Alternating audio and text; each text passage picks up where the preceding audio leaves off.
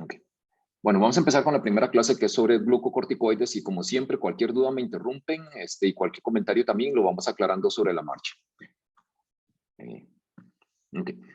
Entonces, como parte de la fisiología, los glucocorticoides, bueno, la corteza adrenal es la que produce las diferentes hormonas y dentro de la corteza adrenal, acuérdense que hay 3 capas en la corteza adrenal. Entonces, tenemos producción de corticosteroides que vienen siendo dados por los glucocorticoides, que es en lo que nos vamos a centrar hoy, y en los mineralocorticoides, que es básicamente la aldosterona, ¿verdad? Y estos, tanto los glucocorticoides como los mineralocorticoides, están basados en la estructura del colesterol y tienen 21 carbonos. Y la otra capa que tiene la corteza adrenal es la encargada de producir andrógenos, y los andrógenos tienen 19 carbonos, y eso no lo vamos a tocar, eso no corresponde a la clase de hoy.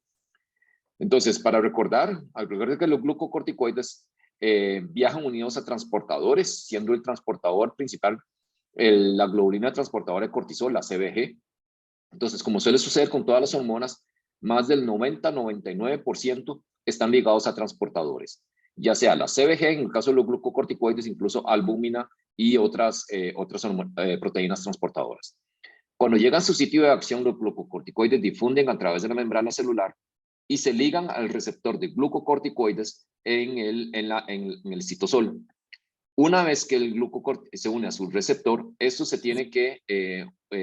interactúa con coactivadores o correpresores, y luego entonces lo que hace es transportarse hacia el núcleo, ¿verdad? Difunde hacia el núcleo, y el receptor de glucocorticoides va a activar el elemento de respuesta de glucocorticoides y vamos a tener entonces ya sea el estímulo o la inhibición de la transcripción de diferentes genes.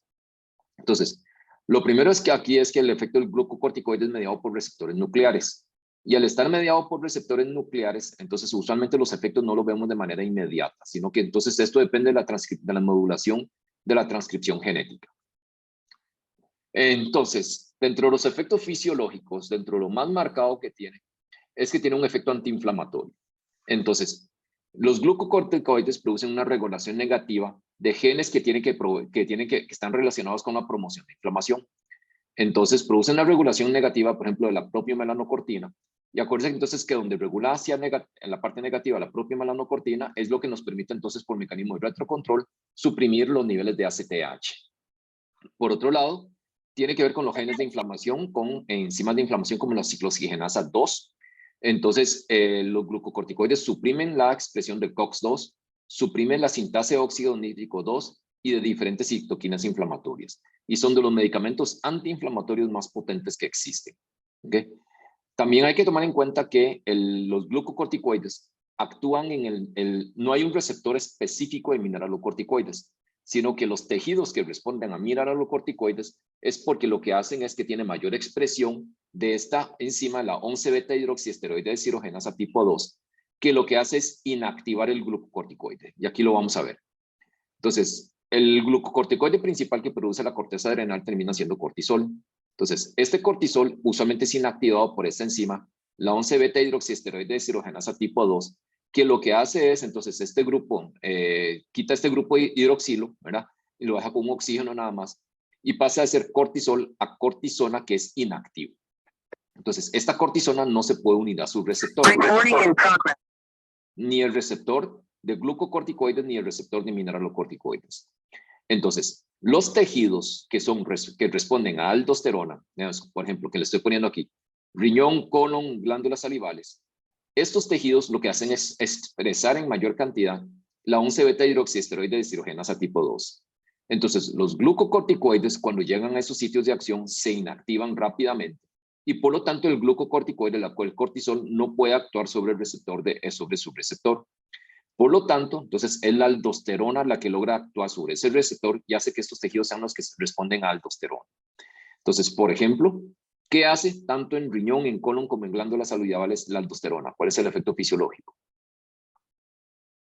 ¿Alguien se acuerda? En los túbulos renales, ¿qué hace? Reabsorción de sodio. Reabsorción de sodio. ¿Y qué excreta? Potasio. Potasio. Excreta potasio. ¿Y qué más? Hidrogeniones. Hidrogeniones, ¿verdad? Entonces, retiene bicarbonato, excreta hidrogeniones retiene sodio, con el sodio siempre se retiene agua y excreta potasio.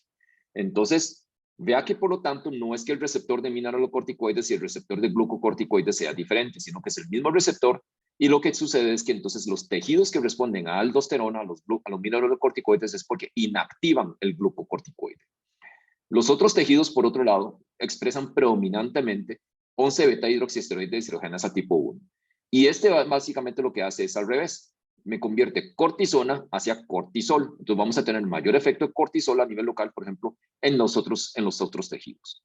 Entonces, incluso hay una situación, hay una mutación de esta enzima, digamos, que se llama, donde lleva una entidad que se llama la hipertensión remediable por glucocorticoides, donde entonces el cortisol en niveles endógenos, en los niveles fisiológicos, al no inactivarse en los tejidos que responden a aldosterona, lógicamente nosotros tenemos niveles mayores de cortisol con respecto a aldosterona. Entonces, si no se inactiva, vamos a tener que este efecto fisiológico del cortisol lo ejerce en las glándulas que responden a aldosterona. Entonces empieza a retener sodio en el riñón, a excretar potasio, a botar hidrogeniones.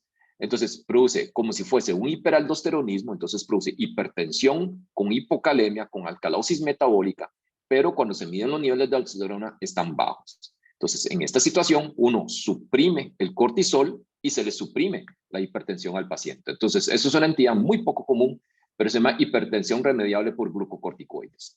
¿Okay? Quedamos claros con cómo se inactiva y cómo se reactiva y el papel de la 11-beta hidroxiesteroide deshidrogenasa. Esto lo vamos a volver a tocar más adelante con los fármacos. Quedamos claros con el papel de estas enzimas. Sí, doctor. Ok. Luego, dentro de los otros efectos fisiológicos importantes es que tiene que ver con el metabolismo de carbohidratos. Entonces, y la función principal de los glucocorticoides es tratar de proteger a los tejidos que son dependientes de glucosa. Es decir, nos va a favorecer que haya cierta presencia de glucosa a nivel plasmático, precisamente para suplir de nutrientes a aquellos tejidos que son dependientes de glucosa. ¿Cuáles son esos? ¿Cuáles son los tejidos que son dependientes de glucosa? Que no pueden utilizar otros sustratos energéticos. El cerebro. Cerebro es uno de ellos. ¿Qué más? Corazón. Ah, no, mentira, el corazón sí puede No, utilizar corazón sí otros. puede utilizar otros sustratos. ¿Qué más? Glóbulos rojos, ¿verdad? Los glóbulos rojos no tienen mitocondria, entonces no pueden utilizar otros sustratos energéticos. Perdón, no, sí tienen mitocondria, pero los glóbulos rojos no pueden utilizar otros sustratos energéticos. Entonces, básicamente lo que va a hacer es favorecer la liberación de glucosa. Entonces, en el hígado favorece la gluconeogénesis, ¿ok? Y también favorece el depósito en forma de glucógeno.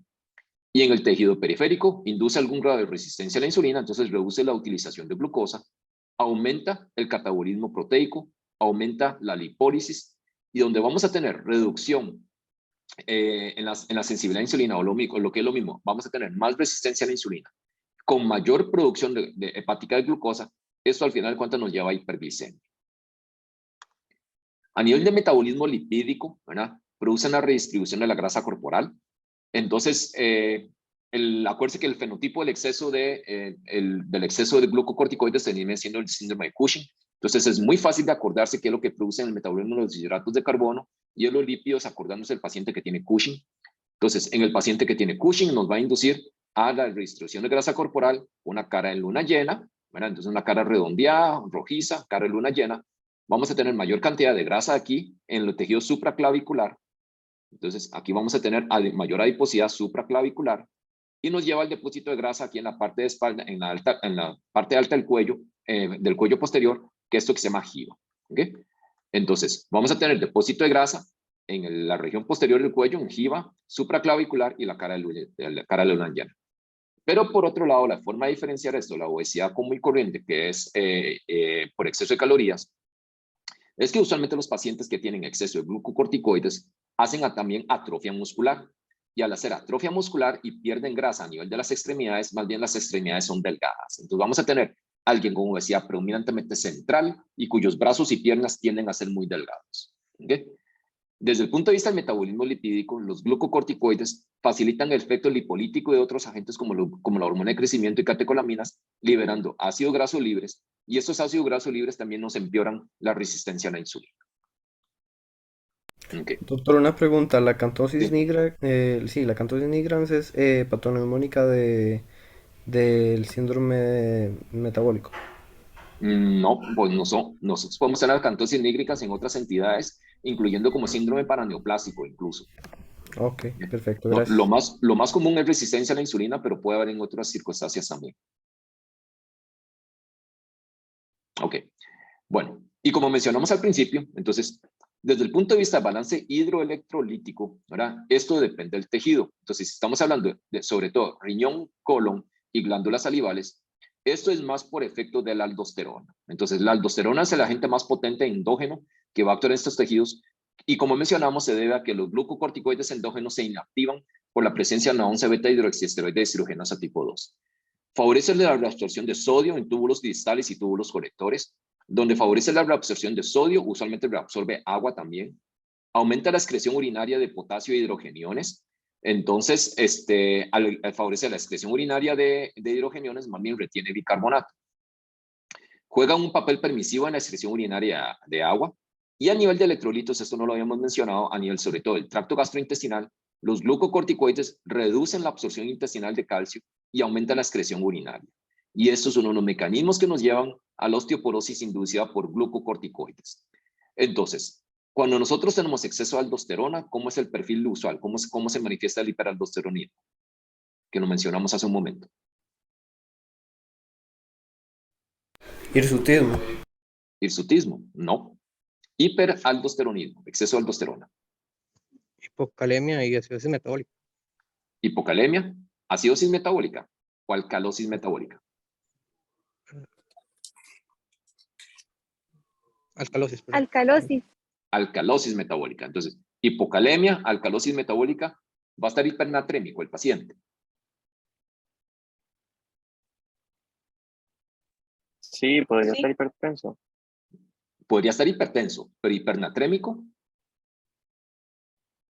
También. no, porque no produce hipernatremia, Porque No es también por resuelve efecto agua. evolucionario.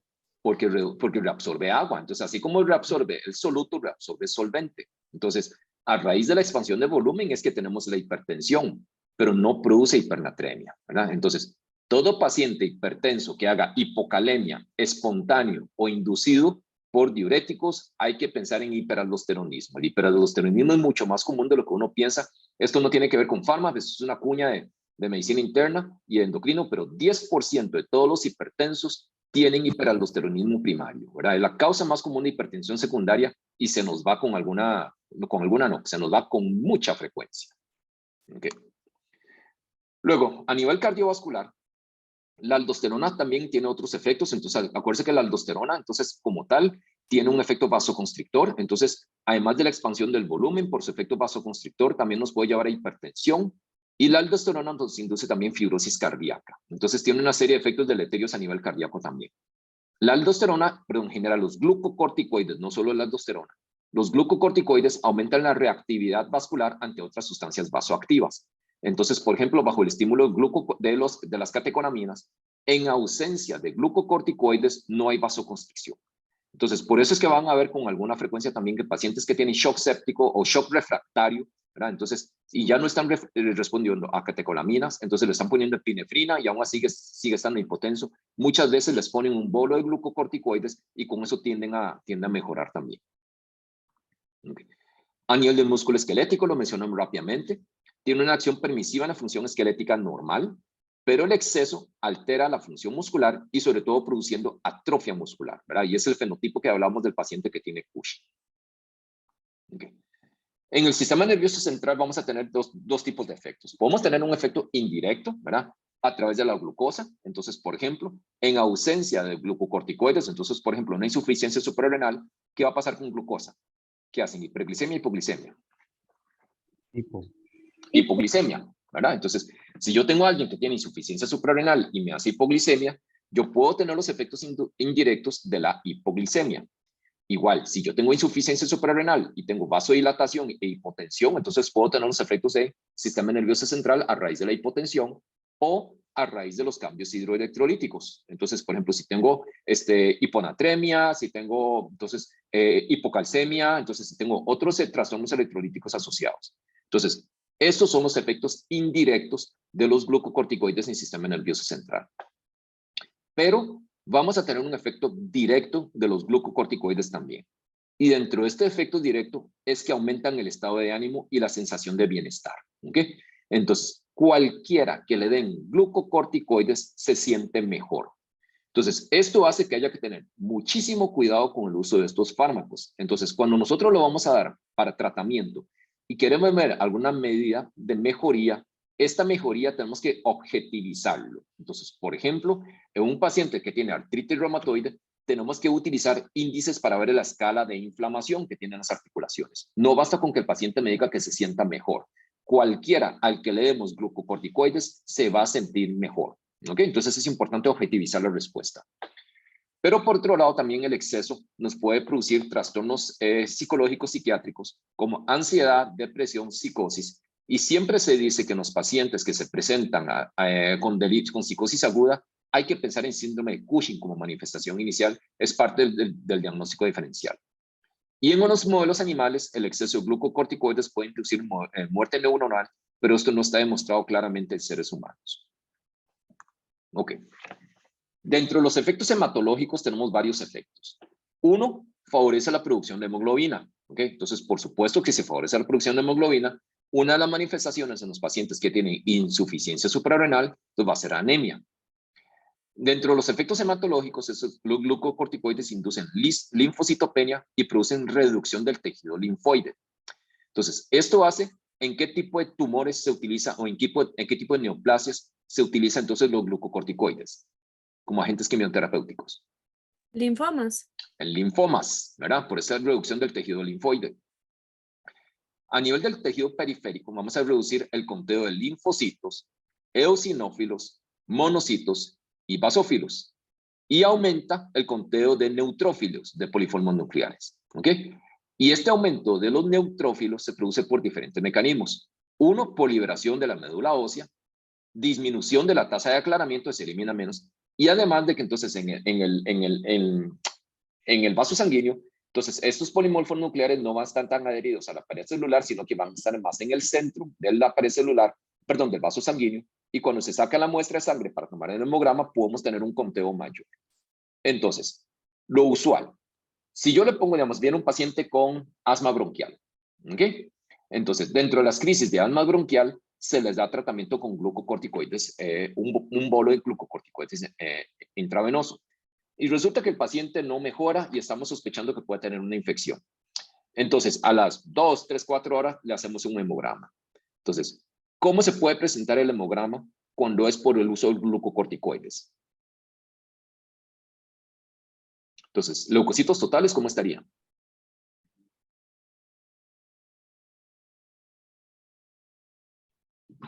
Podría estar normal por el aumento de neutrófilos y la disminución de linfocitos. ¿Qué hay más en los leucocitos? ¿Hay más polimorfonucleares o más linfocitos usualmente?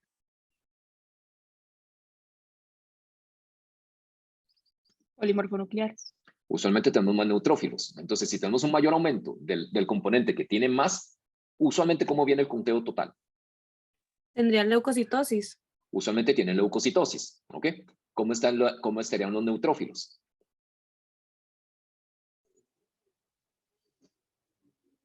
Elevados. Elevados. ¿Linfos? Disminuidos. Disminuidos. ¿Eosinófilos? Disminuidos. Disminuidos. Entonces estamos fregados. Entonces ese es un hemograma que cómo podríamos diferenciar, por ejemplo, de una infección bacteriana.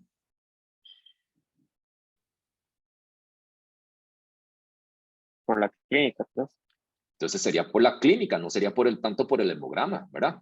Entonces, y por otro lado, si el paciente no tiene ninguna sintomatología, ¿verdad? Efectivamente, esta leucocitosis con predominio de neutrófilos perfectamente puede ser por el bolo de glucocorticoides que nosotros le dimos al paciente y no implica necesariamente que tenga una infección bacteriana agregada.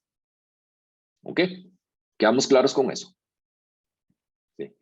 Y por otro lado, si yo tengo un paciente que viene con sospecha de insuficiencia suprarrenal, ¿qué cambios esperaría yo en el hemograma?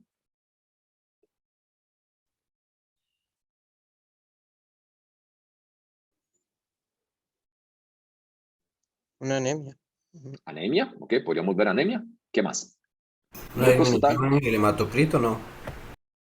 Va de la mano de la anemia, ok, una disminución de hematocrito. Leucos Eosinofilia. totales. Antes de eso, Lenin, leucocitos totales.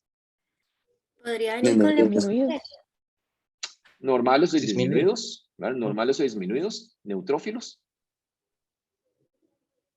Disminuidos. Disminuidos. Disminuidos normales, normales o disminuidos. Linfocitos. Aumentados. Aumentados. Aumentados. Eosinófilos. Aumentados. Aumentados, ¿verdad? Entonces voy a tener anemia con linfocitosis con eosinofilia, ¿verdad? Y un conteo normal o normal bajo de neutrófilos, ¿verdad? Entonces son indicadores de insuficiencia suprarrenal. Ok. Pero realmente el uso clínico, el uso mayor de los glucocorticoides es sobre todo por el efecto antiinflamatorio y por el efecto inmunosupresor, ¿verdad? Es el contexto más común del uso de los glucocorticoides. Y aquí tiene diferentes mecanismos y realmente es una mezcla de todos estos. Entonces vamos a tener que haya una alteración en la respuesta inmunológica de los linfocitos, previenen o suprimen inflamación. Ya vimos que uno de los mecanismos es a través de la supresión de los genes que median inflamación, como la sintasa de óxido nítrico y la ciclooxigenasa. Pero también vamos a tener que hay una disminución de factores vasoactivos y quimiotácticos. Entonces, si hay menos quimiotaxis, hay menos respuesta inflamatoria. Y si tenemos menos efectos vasoactivos, igual hay menos vasodilatación y menos, entonces, migración de las células inmunológicas. Hay una disminución de factores lipolíticos, proteolíticos, menos extravasación de leucocitos y una disminución de la fibrosis. Entonces, básicamente, en las diferentes etapas de inflamación, estamos reduciendo todas las vías que nos llevan a inflamación. Si queremos ver esto con un poquito más de detalle, podemos tener un efecto diferente en cada tipo celular. Entonces, por ejemplo, en los macrófagos y en los monocitos, vamos a tener una reducción, vamos a tener a través de la inhibición de la COX-2 y de la fosfolipasa 2, entonces vamos a tener una menor liberación de ácido araquidónico, un menor metabolismo del ácido araquidónico con sus metabolitos, incluyendo prostaglandinas y leucotrienos. Vamos a tener que en los macrófagos y monocitos hay menor liberación de citoquinas, incluyendo interleuquina 1, interleuquina 6, factor de necrosis tumoral, disminución de reactantes de fase agudo. En las células endoteliales vamos a tener menos expresión de moléculas de adhesión. Si hay menos expresión de moléculas de adhesión, la migración leucocitaria también va a ser menor. En las células endoteliales también hay una menor liberación de reactantes de fase aguda, de citoquinas que promueven inflamación, como la interleuquina 1 y que promueven también quimiotaxis. Y vamos a tener también una menor liberación de los derivados del ácido araquidónico. En los basófilos tienen menos liberación de histamina, entonces vamos a tener un menos del efecto vasoactivo y de leucotrienos también. En los fibroblastos hay menos liberación de los metabolitos del ácido araquidónico. Y finalmente en los linfocitos, menos liberación de citoquinas como interleuquina 1, 2, 3, 6, factor de necrosis tumoral, interferón gamma y menos también liberación de factores de crecimiento estimulante de granulocitos y monocitos, ¿verdad? Entonces, vea que estamos actuando en las diferentes fases de inflamación a través de los glucocorticoides. Ok. Doctor, una pregunta solo por Sí. curiosidad. Los basófilos eran más maduros que los mastocitos, ¿verdad? Eran la forma madura. ¿O es al revés? Creo que los mastocitos son más bien la forma madura. Ok, gracias. Sí, no estoy 100% seguro, pero creo que sí. Ok. Entonces, y resulta que hay una interrelación entre el sistema inmunológico y el eje hipotálamo hipofisiario adrenal, donde se ha visto que más bien las citoquinas, que es estas citoquinas de inflamación, activan el eje. Entonces, esto de alguna forma pareciera que las citoquinas, al estimular la producción endógena de cortisol, es una forma en que uno mismo se autorregula y trata de limitar un poco el proceso de inflamación, ¿verdad? Entonces, los estados inflamatorios pueden promover la liberación de cortisol para tratar de autorregular ese proceso de inflamación. Y esto sobre todo está mediado por interleuquina 1 y factor de necrosis tumoral. Y por lo tanto, entonces los glucocorticoides inhiben el sistema inmunológico en múltiples sitios. Ok.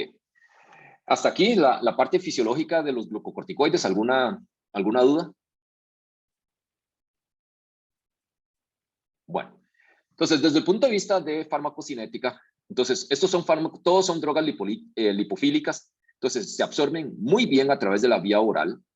Algunos son hidrosolubles y se usan de forma intravenosa para alcanzar concentraciones altas. Entonces, por ejemplo, se puede hacer, por ejemplo, con la hidrocortisona. Entonces, es agarrar el cortisol, agregar el grupo hidroxilo para hacerlo más hidrosoluble y que se puedan administrar de forma sistémica para alcanzar concentraciones rápidamente. Vamos a ver cambios en la estructura química que nos alteran diferentes propiedades que tienen estos glucocorticoides. ¿Okay? Y podemos tener algunos ésteres, entonces, que son para aplicación intramuscular para aumentar la acción. Como les mencionaba, entonces el cortisol endógeno se liga mayoritariamente a la globulina transportadora del cortisol, pero, ¿verdad? El único esteroide exógeno que se liga a la CBG es la prednisolona. Los demás se ligan a la albúmina, 2/3 a la albúmina, o 1/3 circula libremente. Entonces, los glucocorticoides exógenos no se ligan tanto a la CBG, solo la prednisolona, y más bien se ligan predominantemente a la albúmina, pero vea que la fracción libre tiende a ser mayor que los glucocorticoides endógenos. Ok, entonces, vean que hasta el momento, digamos, en las clases mías, nosotros no nos hemos metido con la estructura química de diferentes fármacos. Pero ahora sí, ¿verdad? Vamos a meternos con la estructura química de los diferentes glucocorticoides, porque a partir de estas estructuras químicas nosotros podemos predecir actividad. Y vamos a ir viendo paso a paso esto. Ok. Entonces, primero que todo, acuérdense que esto es, estamos basados en la estructura del cortisol, y esto es basados en los 4 anillos que componen el colesterol, ¿verdad? Entonces, vamos a tener aquí el anillo A, B, C y D, y con los 21 carbonos que hablábamos que tiene los glucocorticoides como tal. Entonces, lo primero es, si nosotros nos ubicamos en el anillo C, en la posición 11, en el carbono 11, tiene que tener un hidroxilo para que tenga actividad glucocorticoide. Entonces, anillo C, posición 11 aquí, este hidroxilo. Entonces, hidrocortisona tiene actividad glucocorticoide, fluorocortisona tiene actividad glucocorticoide, triamcinolona, dexametasona, prednisolona, ¿vea? Cortisona, entonces vea que vemos que cortisona es la forma inactiva, entonces no tiene este hidroxilo en la posición 11, ¿ok? Aldosterona no tiene un efecto glucocorticoide importante porque no tiene este hidroxilo. Betametasona sí lo tiene y deflazacort también lo tiene, ¿ok? Está aquí. Entonces, todos estos, entonces van a tener actividad glucocorticoide, excepto cortisona y aldosterona, ¿ok? Luego, anillo D, posición 17, un grupo hidroxilo. Entonces, esto es necesario para que tenga actividad mineralocorticoide. Anillo D, carbono 17, grupo hidroxilo. Entonces, hidrocortisona lo tiene, fluorocortisona lo tiene, triamcinolona, dexametasona, prednisolona, cortisona lo puede tener, ¿verdad? Betametasona, ¿ok? E incluso deflazacort, ¿ok? Entonces, ¿qué implica esto? Si vemos que hidrocortisona, triamcinolona, dexametasona, betametasona, prednisolona y deflazacort tienen las dos actividades, ¿qué implica?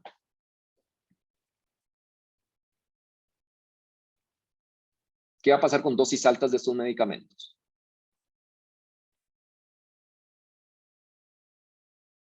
¿Qué puede pasar con la presión, con potasio, con sodio?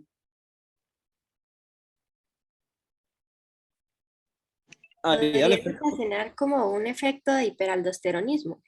Entonces, con dosis suficientemente altas vamos a tener un efecto similar a la aldosterona, ¿verdad? Entonces, se pierde la selectividad. Entonces, todos estos, además de su efecto glucocorticoide, van a tener su efecto mineralocorticoide.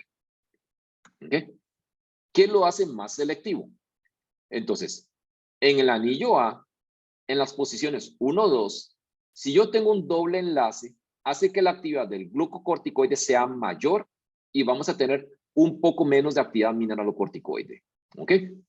Entonces, anillo A, ¿okay? Anillo A, posición 1, 2. Entonces, hidrocortisona, vamos a ver, un segundito. Entonces, posición 1, 2. Hidrocortisona no tiene el doble enlace. Triamcinolona sí lo tiene. Dexametasona sí lo tiene. Prednisolona sí lo tiene. ¿Verdad? Betametasona sí lo tiene. Y deflazacort sí lo tiene. ¿Ok? Entonces, De estos, entonces, los que van a tener un efecto glucocorticoide más que mineralocorticoide, más potente glucocorticoide que mineralocorticoide, van a ser dexametasona, betametasona, prednisolona, ¿okay? Deflazacort. Entonces, en cambio, fluorocortisona, si no tiene este doble enlace, ¿cómo va a ser la actividad de la fluorocortisona? Entonces ya vimos que tiene este que le da cierta propiedad de glucocorticoide, este que le da cierta actividad de mineralocorticoide, pero no tiene este doble enlace. Entonces, ¿qué función, qué actividad va a tener predominantemente la fluorocortisona?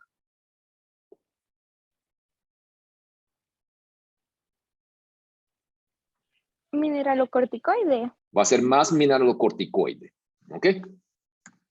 Luego, cuando nosotros tenemos en el anillo B, en la posición 9 alfa, un flúor, ¿ok?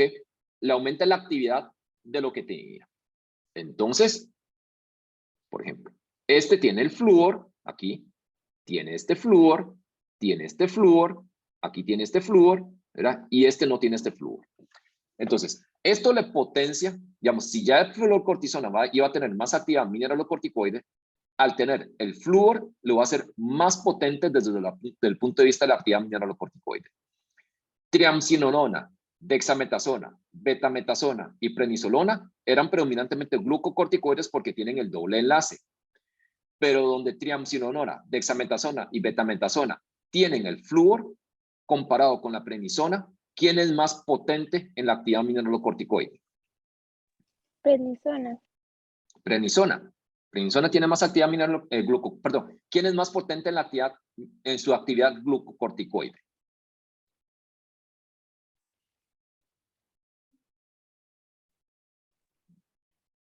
Prednisona, ¿no? Porque Dexa tiene y el beta. flúor. Prednisona. ¿Por qué prednisona? Si prednisona no tiene flúor. Son los del flúor, doctor, los más potentes. Los más potentes son los que tienen el flúor. Entonces, triamcinolona, dexametasona y betametasona van a ser más potentes que la prednisolona. ¿Cierto? Porque tienen el flúor. Entonces, ese flúor, Doctor. básicamente... Ajá. Pero ahí sería en su efecto glucocorticoide, como lo preguntó al inicio, digamos, si hubiera que hacer comparación de su efecto mineralocorticoide entre la dexa y la prednisolona, ahí uno sí diría que la prednisolona...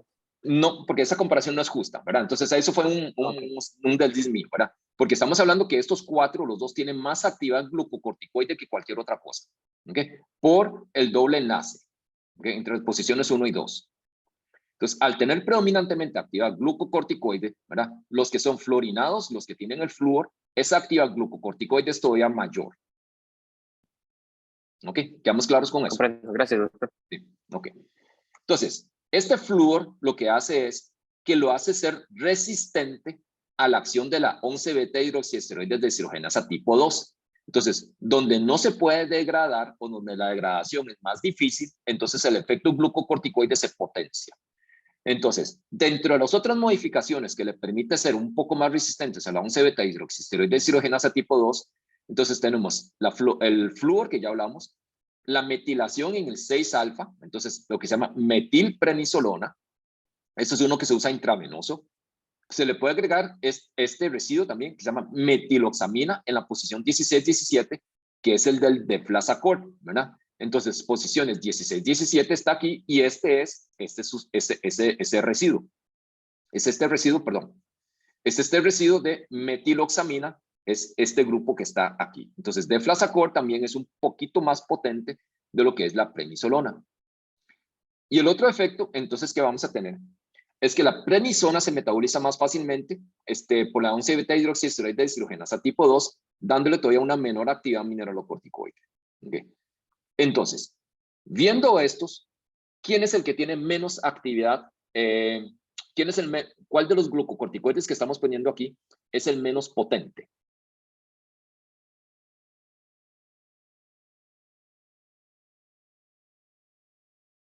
Glucocorticoide menos potente. Prednisolona. Prednisolona.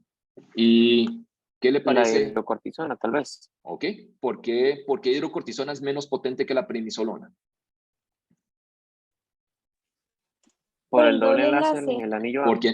porque no tiene el doble enlace. Entonces, este no tiene el doble enlace, entonces, en cambio, la prednisolona sí tiene doble enlace. Entonces, prednisolona va a ser un más glucocorticoide que la hidrocortisona. Pero prednisolona, cuando yo lo comparo contra los que tienen flúor va a ser más potentes todavía. ¿Ok? ¿Quién entonces es el que vamos a utilizar para reemplazar aldosterona?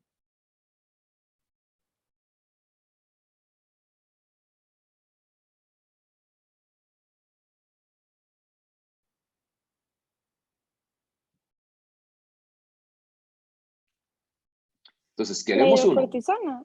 ¿O no? Hidrocortisona puede tener ciertos efectos sobre aldosterona, pero, ¿verdad?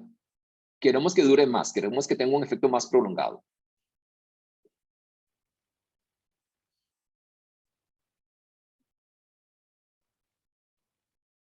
¿Qué les parece fluorocortisona? Fluorocortisona no tiene el doble enlace. Va a tener aquí el efecto glucocorticoide, tiene aquí el efecto mineralocorticoide, no tiene el doble enlace, entonces no le aumenta su potencia glucocorticoide y tiene el flúor. Entonces, se potencia su efecto mineralocorticoide. Lo podemos usar como un análogo de aldosterona. Sí. Sí, ¿verdad? Ok. Entonces, viendo esto, bueno, esta es la estructura entonces modificada. Aquí no vamos a entrar en tanto detalle porque estos son los esteroides que se utilizan más bien inhalados, que vamos a ver dentro de un momento, pero siguen una modificación de su estructura química muy similar. Entonces, esta tabla nos ayuda a definir dosis y equivalencias. Entonces, cortisol, que es el de producto endógeno, lo vamos a poner como punto de referencia 1. Entonces, la potencia antiinflamatoria es 1, la potencia de aldosterona, desde el punto de vista de mineralocorticoide, entonces lo estamos midiendo por retención de sodio, entonces lo estamos asumiendo como 1, ¿ok? Y la producción endógena de cortisol en 24 horas, andamos alrededor de 20 miligramos en 24 horas. Entonces, eso es lo que vamos a poner como punto de referencia. Y su vida media es corta, ¿ok? Entonces, ya vimos que no está fluorinado ni nada, entonces su vida media tiende a ser corta. La cortisona, ¿verdad? Entonces, aquí. Entonces, si hidrocortisona se metaboliza hacia cortisona, entonces cortisona va a tener menos actividad.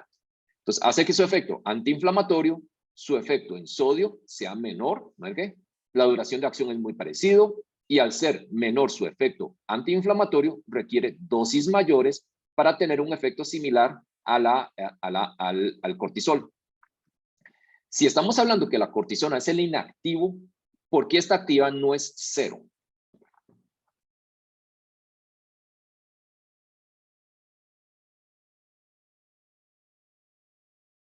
¿Por qué? Si la cortisona es el inactivo, debería tener 0 antiinflamatorio y 0 en retención de sodio, ¿cierto?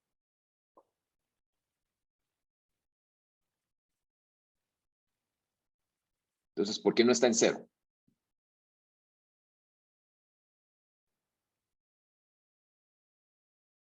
¿Qué hace la 11-beta hidroxiesteroide deshidrogenasa tipo 1?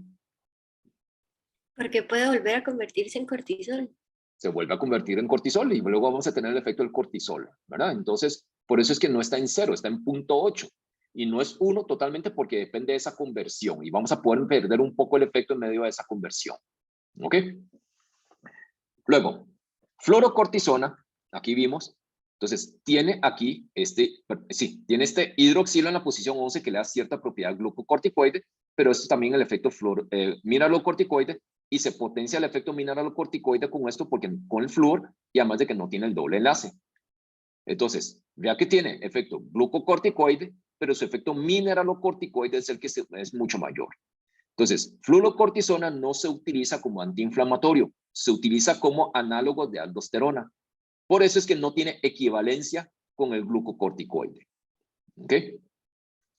Luego, prednisona. Prednisona ya vimos que tiene aquí el doble enlace, pero no tiene el flúor. ¿Ok? Entonces, eso le permite tener una potencia glucocorticoide mayor, ¿ok? Comparado con su efecto mineralocorticoide, entonces su efecto glucocorticoide es 4 veces mayor que el del cortisol, pero su efecto mineralocorticoide es 0.8. Y ya aquí estamos empezando a prolongar un poco su vida media, entonces su acción es intermedia, eso implica que tiene una acción de 12 a 36 horas. Entonces, si es 4 veces más potente que el cortisol, entonces aquí la equivalencia es que 20 miligramos de cortisol entre 4 nos da 5. Entonces, la dosis equivalente de prednisona es 5 miligramos. ¿Okay? 5 miligramos de prednisona es el equivalente de 20 miligramos de hidrocortisona. ¿Quedamos claros cómo sacamos este 5? ¿Okay? Luego, hablamos aquí, ¿ok? Entonces, que si le agregamos un metilo en la 6-alfa, lo hace todavía un poco más resistente, ¿ok?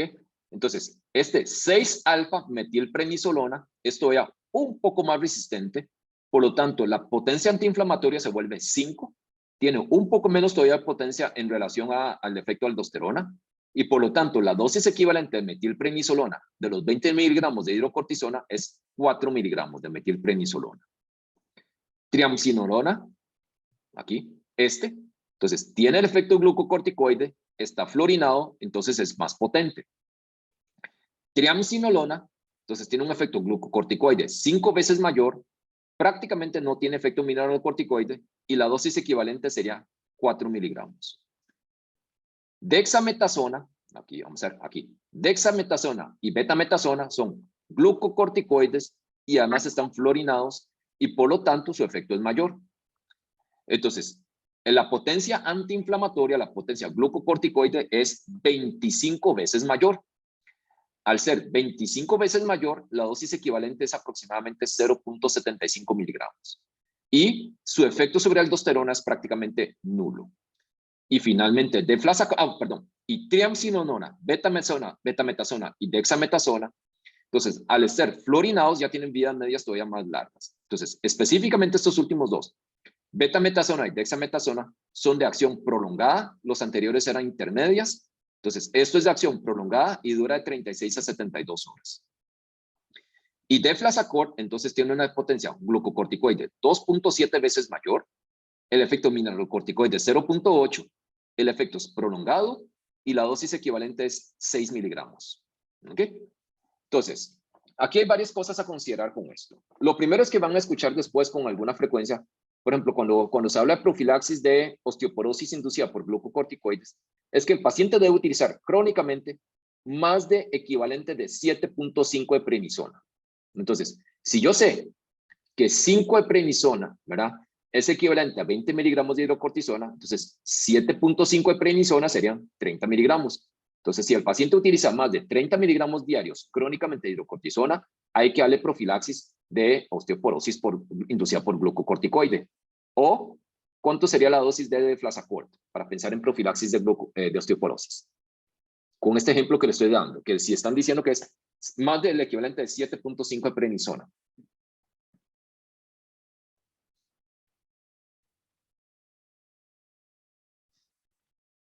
Nueve. 9 miligramos. ¿Ok? Entonces, esa es la importancia de aprenderse esto. Entonces, prednisona es el glucocorticoide más utilizado crónicamente. Entonces, siempre se habla en términos equivalentes de cuánto de prednisona, pero si ustedes se saben esto, saben más o menos cuánto es la equivalencia de eso. Lo segundo, entonces, aquí, ¿cuál es el mejor glucocorticoide de estos?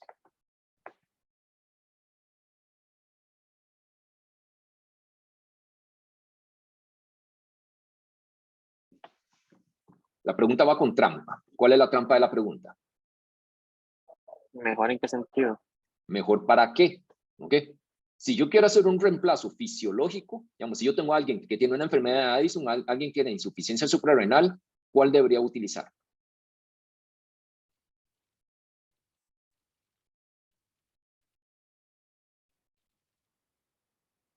¿Cómo es el ritmo Tal vez circadiano del cortisol? cortisona, que es la más... ¿Ok? ¿Cómo es el ritmo circadiano del cortisol? ¿Producimos lo mismo las 24 horas del día o tenemos alguna diferencia?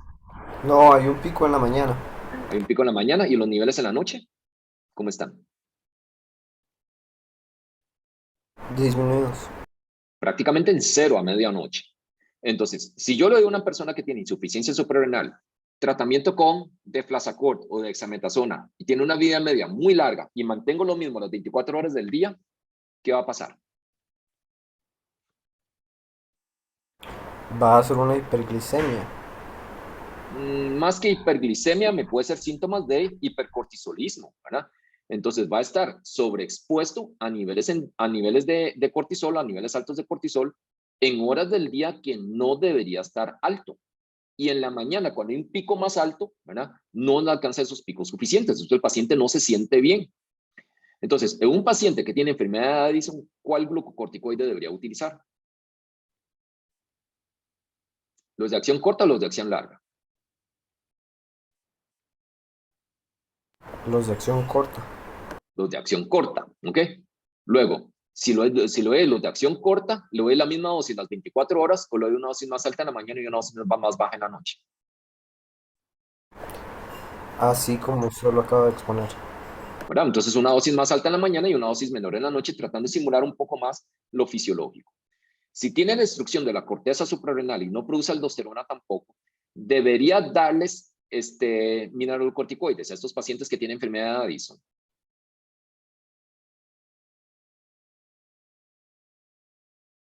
¿Sí?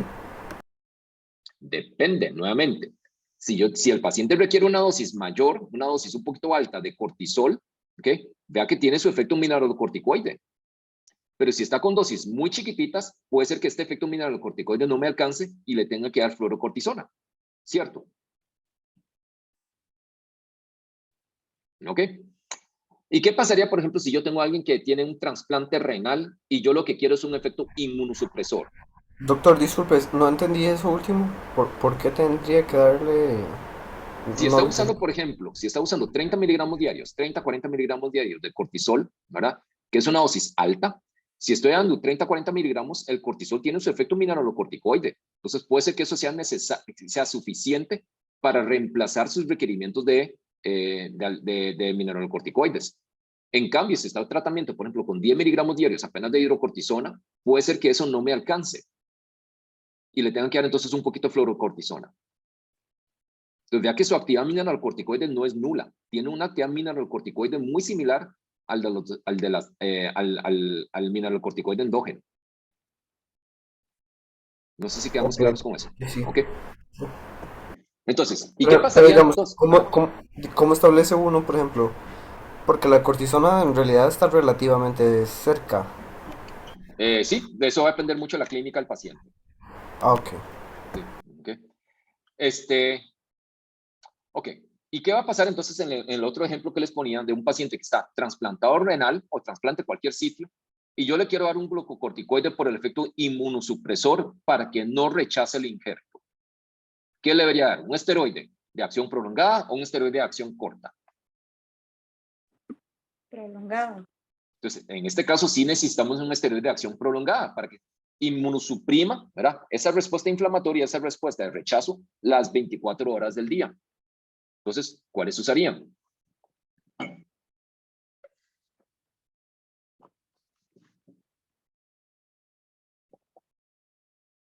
¿Cuáles usarían? Dexametasona y deflazacort. Podemos usar dexametasona, podemos usar deflazacort. El más utilizado a nivel mundial es prednisona. ¿Okay? ¿Por qué? Porque era de los más antiguos, es de lo con el que cuenta más experiencia y me alcanza perfectamente para darlo cada 24 horas. Por cierto, no se lo dije al principio, ese es short, ¿verdad? Acción corta, es intermedio, él es long de acción larga, ¿verdad? Entonces este es S y el I. Es S, I y L. ¿Ok? Ok, quedamos claros con esta tabla y por qué nos detuvimos y por qué es importante estas tablas y no son nada más un poco de números ahí para fregar. Ok, quedamos claros. Doctor, qué pena. Sí. ¿Será que se puede volver a explicar la comparación que hizo cuando hablamos del evento de osteoporosis? De la comparación con prednisona y cortisol. Las guías internacionales hoy en día indican que si yo tengo a alguien tomando más de 7.5 miligramos diarios de prednisona, mayor o igual a 7.5 de prednisona diarios, por más de 12 semanas, debe recibir tratamiento de profilaxis de osteoporosis. Ahorita vamos a hablar un poquito de osteoporosis, pero entonces, si es 7.5 miligramos de prednisona, ¿a cuánto equivale a cada uno de los diferentes glucocorticoides? ¿A cuánto equivaldría si está con hidrocortisona? 30, ¿verdad? ¿A cuánto equivaldría si está con metilprednisolona?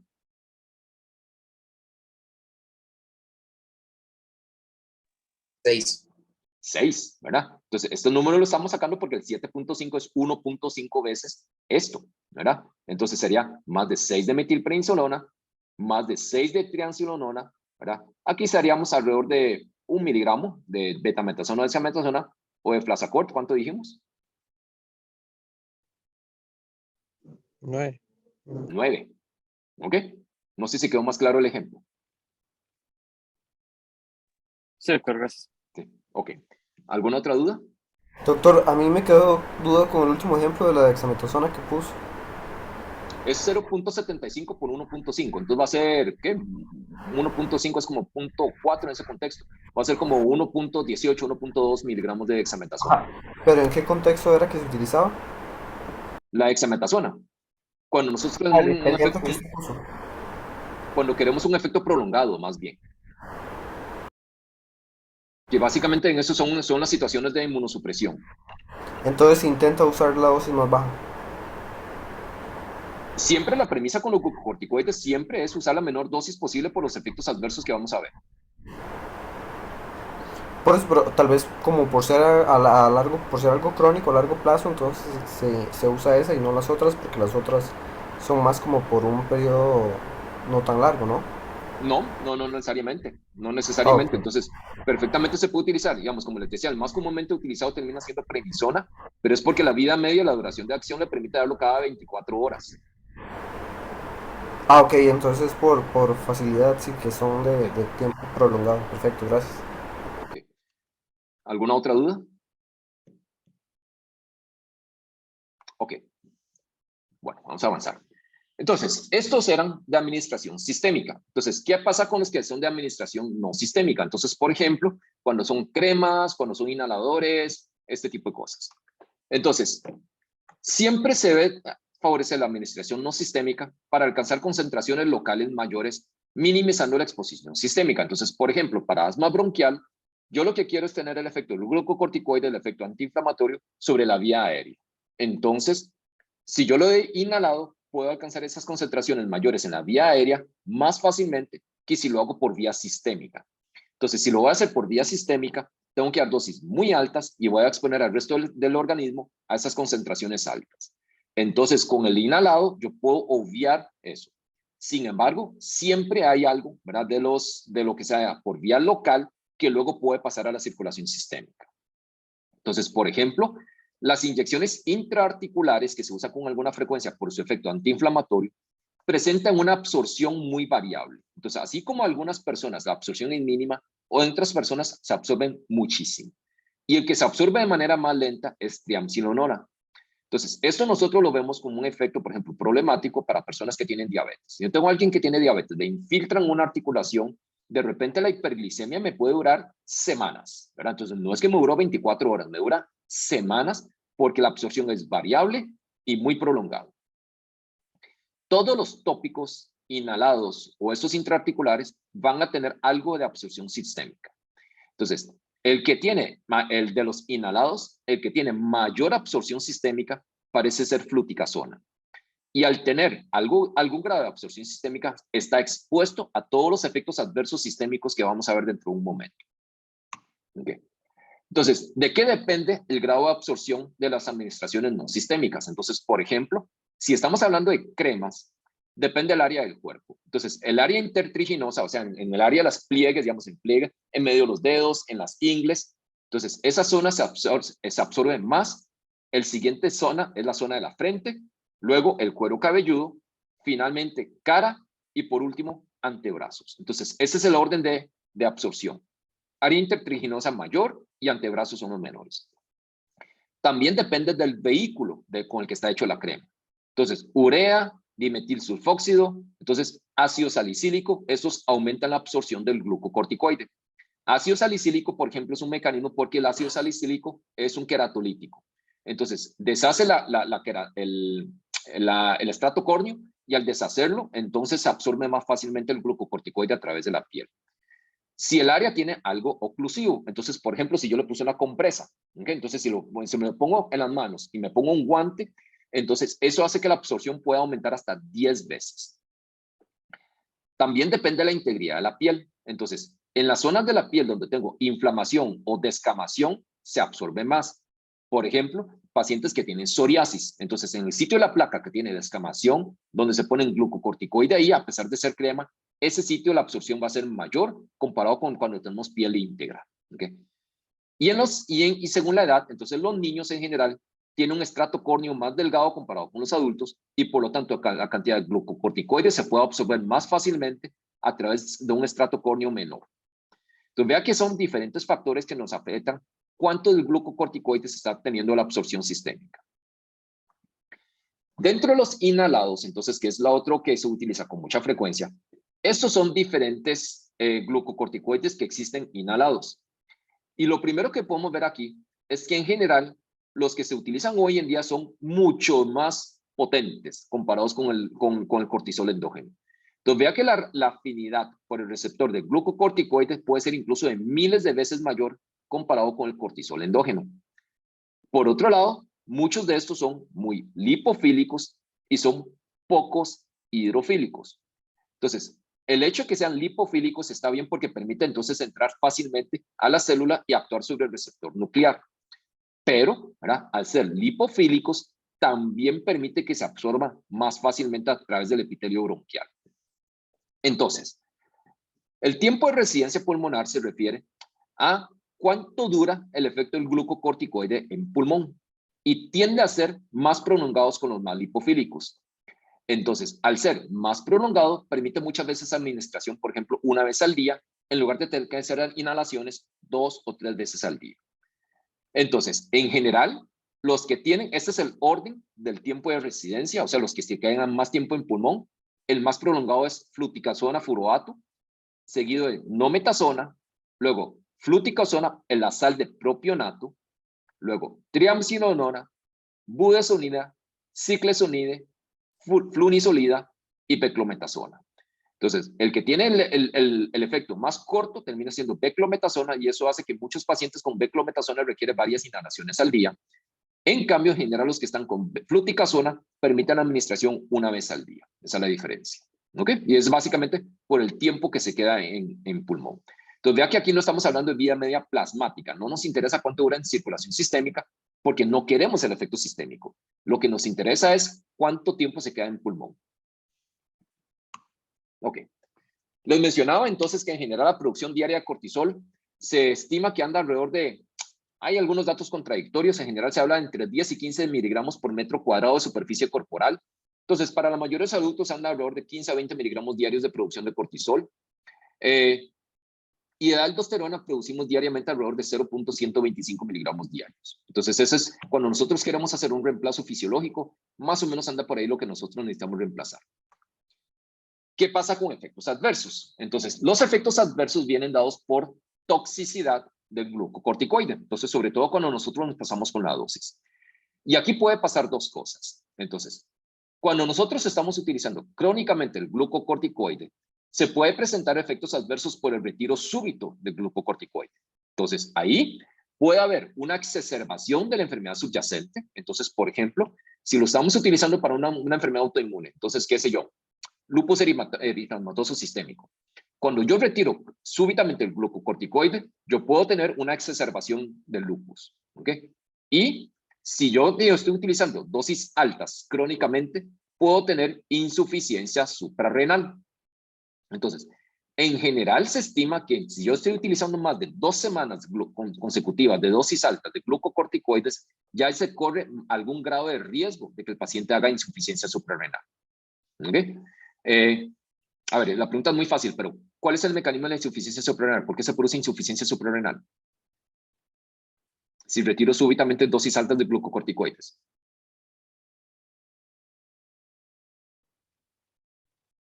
¿Por qué puede pasar? La supresión del eje. Ejercen. ¿Sí? Entonces, por supresión del eje, ¿verdad? Entonces, dosis altas de glucocorticoides, ACTH, ¿qué pasa?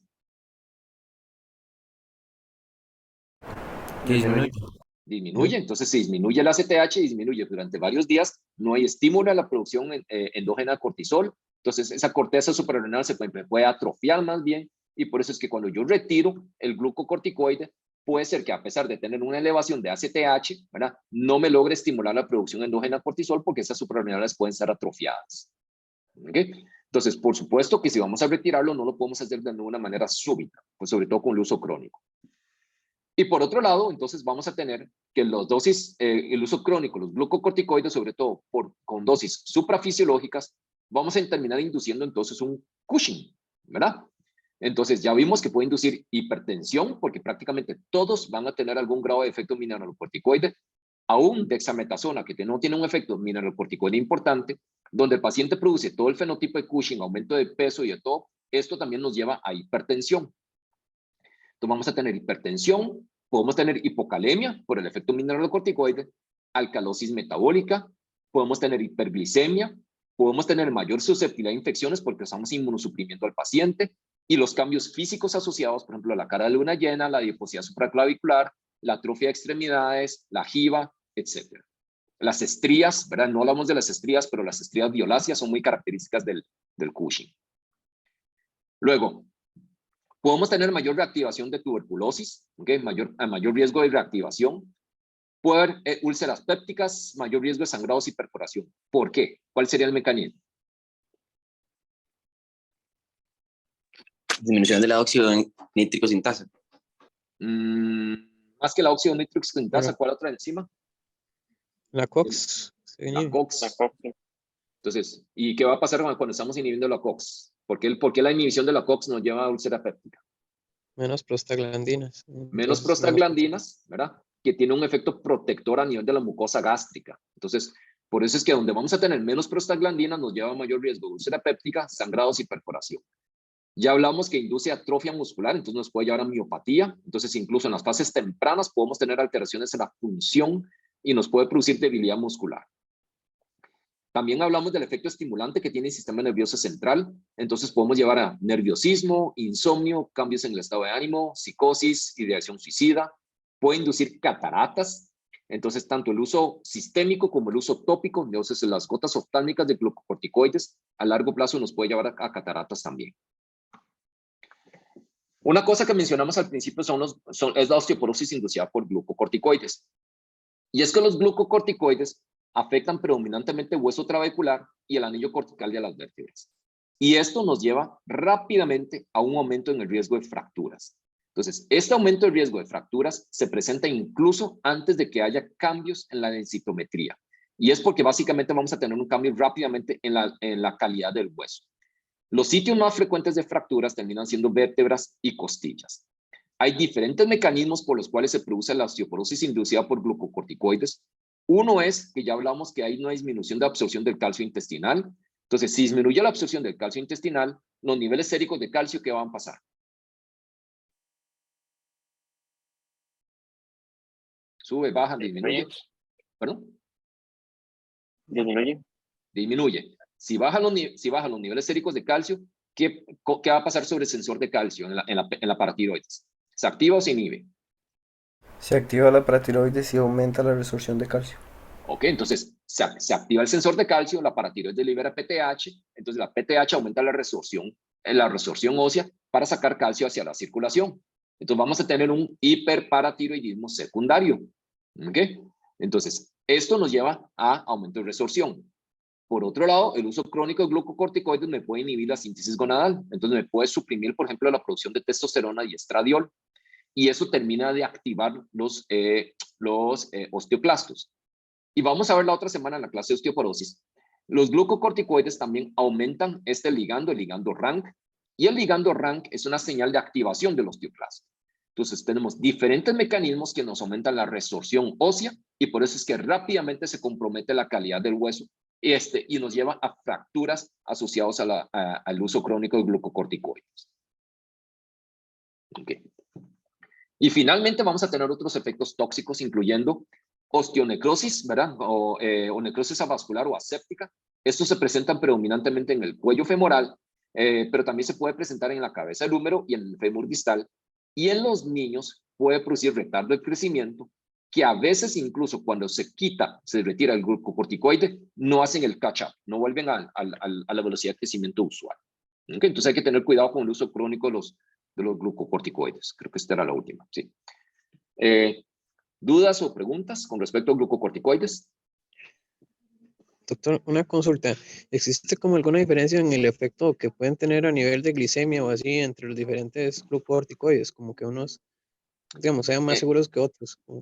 En buena teoría de Flasacort, que es el más nuevo de ellos, tiene un poco menos de efecto en miopatía y un poco menos de efecto en glucosa. Para efectos prácticos no es mucha la diferencia, ¿verdad? La hiperglicemia que se produce es muy similar con todos. Va a depender más de la dosis y el tiempo de exposición. Ok, perfecto. Muchas gracias. Okay, mucho gusto. ¿Alguna otra pregunta?